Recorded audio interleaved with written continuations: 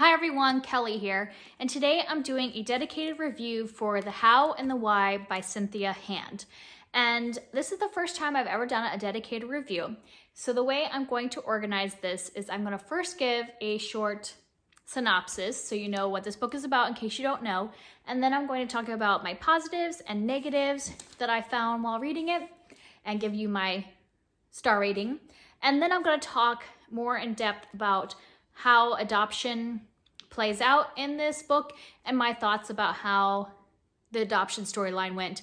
And the reason I am giving my input on that is because I became a mom through adoption, so adoption is really close to my heart. I am not myself adopted, just so you know what perspective I am coming from the adoption storyline. So first, a quick synopsis, which my cat is going to come and join this for this. So this is a YA contemporary, and it is from two different perspectives. The current perspective, like present time, is from an 18-year-old girl. She's just turned 18 at the very beginning of the book, and her name is Cass, and she's kind of dealing with deciding what to do next year for college, like where she's gonna go to school, how her family's gonna pay for it, all that stuff, what she's planning on doing with the rest of her life, basically. And also, because she's just turned 18, she's starting to have some questions about, oh, you're being so snuggly, about her birth parents, who they were. It was a closed adoption, so she's never known anything about her birth family. And so she just starts to think about how to go about finding them now that she is an adult. And then the other perspective that we hear from is in the past, and when it's from her birth mother, it's letters that she is writing to her unborn child while she's pregnant with her. She knows that she is making an adoption plan for the child, and so they're just like letters for when that child becomes 18 to know more about her birth family. And overall, I really did enjoy this. I gave this 4 stars. It wasn't perfect for me. There were some things that kind of dragged it down from 5 stars, but I do think that it's really a good book, and I think that for teenagers, especially ones that might have adoption in their family, I think it would be a great book to pick up. I don't think it has anything inappropriate for like younger teens, because even though the main character is 18, there's nothing like that would keep a 13-year-old from being able to read this book.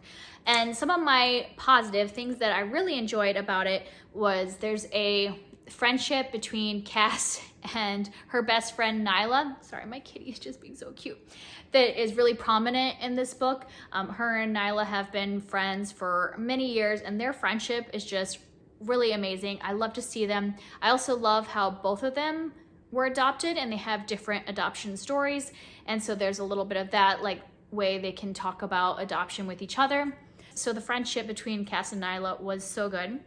And the other thing I thought was a really good positive about this is that I really liked the way Cynthia Hand handled the dual perspectives. A lot of time I don't like it when there's 2 different timelines happening, but I never felt confused at all. And I think that's because she used the past timeline from the birth mother to be in letter form. I think that was a great choice because we could always tell right away we were switching perspectives, because it started off with, you know, dear, what did she call it? She didn't have a name for the baby. Now I can't remember what she said in that. Dear X. So she didn't name the baby. So as soon as we heard Dear X, I knew we were switching perspectives. I was listening to this, that's why it's more important for me. By listening to it, I knew exactly when we were switching perspectives, and the letter form really had its own voice, so I could tell the difference between the voice of Cass and the birth mom. We don't hear her name for most of the book, so that's why I just will call her the birth mom. And so I liked the way that was handled. It wasn't confusing at all. Each voice was very distinct, so I thought that was very well done. For negatives, I would say the negatives I had in this book might just be my way of interacting with Cynthia Hand, because I've read one other of her books and I have the same problem with that book as I have with this book. So you might not have the same negative feelings. If you have really enjoyed other things that Cynthia Hand has written, then you probably wouldn't have the same negatives. But like, I just felt both of these things I didn't like about her other book I read, which was the Afterlife of Holly Chase.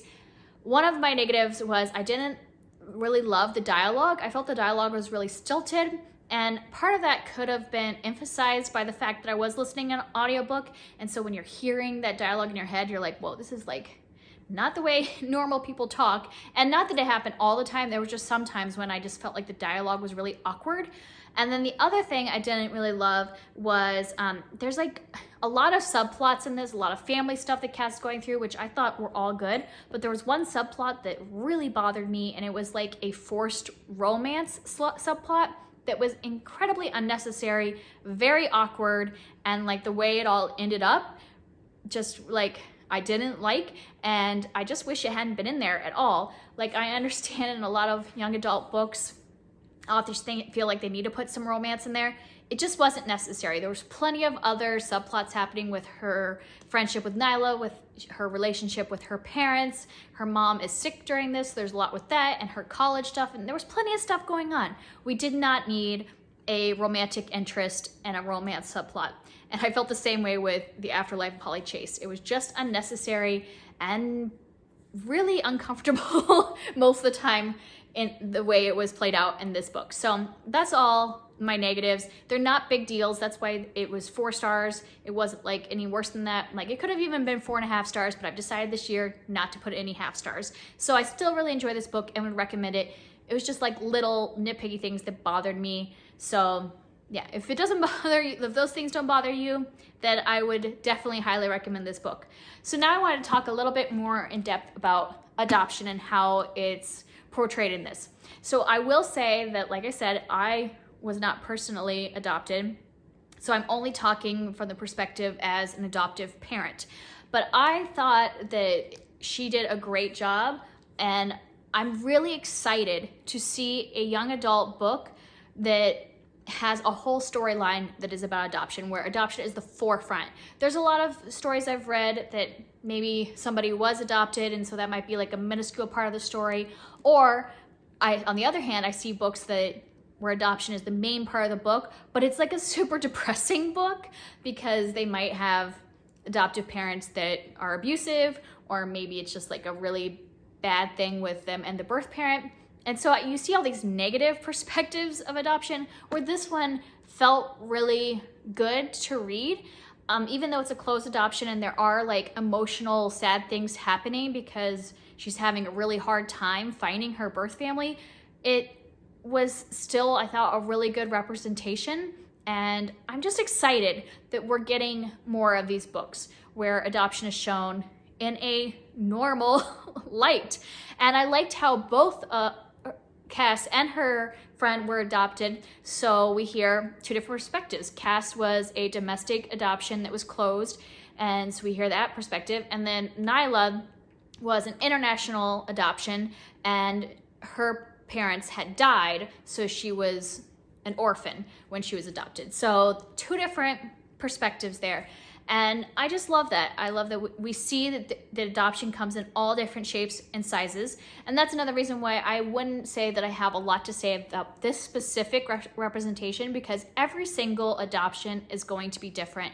And especially, you know, in this book, her adoption happened 18 years ago when closed adoptions were more common. Like nowadays, it's not as common to have a closed adoption where you can't find the birth parent at all. It's much more common to have an open adoption where you, even if you don't have communication, you at least know the name of the birth parent or some contact information. So if there was like a medical issue, you could find them and all that. Where this is definitely an example of how adoption was 20 years ago. And I appreciated that. I liked how when we heard from the birth parent, you could definitely tell that we were in like the, you know, early 2000s. I think that would have been like, right, the early 2000s or 1999, somewhere around there that her perspective was from. You could tell that that's really how adoption was at the time. And I appreciate that. I did not like the way the adoption storyline ended up. I won't give any spoilers because I don't want to tell you how it ended. I'm just saying I didn't enjoy the way it ended, but I afterwards read the author's note, which I would highly recommend reading the author's note, even if you listen to the audiobook. The audiobook doesn't include the author's note, so I'm glad I had the physical copy from the library so I could read it.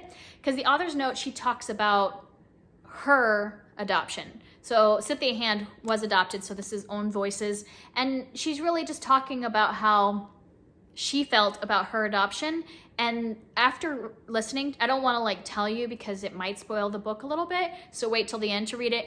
But like I felt like I appreciated the ending more after reading her author's note, but I still didn't like it. Just from a literary standpoint, I didn't like it, but I appreciate why she did it because of what I read in her note. I am just really excited that this book is out there. If you have adoption in any point of your life, in your own family or in somebody you know, I really would highly recommend picking this up. I think it's great that these kind of books are out there and that representation. I'm very excited for when my kids are teenagers that they will get to read a book like this. I hope more authors write about adoption, and I would highly recommend this book. Just minuscule things that I didn't like about it. So that's it, all I have to say for this. If you would like to talk about it down below, I'd love to hear from you, and I will talk to you next time. Bye.